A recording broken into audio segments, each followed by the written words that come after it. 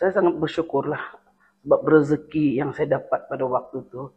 Memang ramai orang yang sama-sama memohon kan, yang lain memohon, dan saya yang dapat. Bagi saya itu satu pendedahan yang sangat bagus. Kita melihat sendiri bagaimana dunia politik itu, sebab menteri-menteri ini orang-orang politik. Lepas tu kita dapat mempelajari pentadbiran, struktur pentadbiran kerajaan negeri, kerajaan persekutuan, cara urus takbir kerajaan negeri dan persekutuan. Memang bagi seorang wanita banyak dia punya cabaran dan rintangan. Salah satu contoh, kita kena selalu outstation. Okay?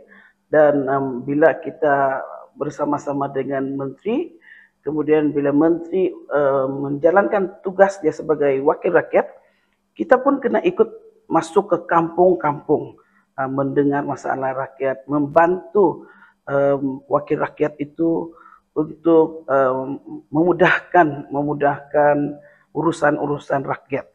Jadi bagi saya sebagai seorang wanita, tugas itu memang mencabar, tapi tidak bermakna kita tidak boleh buat. Sama seperti lelaki, kita juga sebagai wanita pun mampu untuk melaksanakan tugas dan tanggung jawab yang diberikan.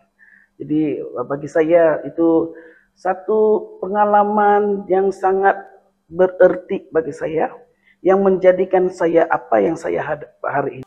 Come on lah, sini kita borak dengan kisah yang boleh bagi semangat.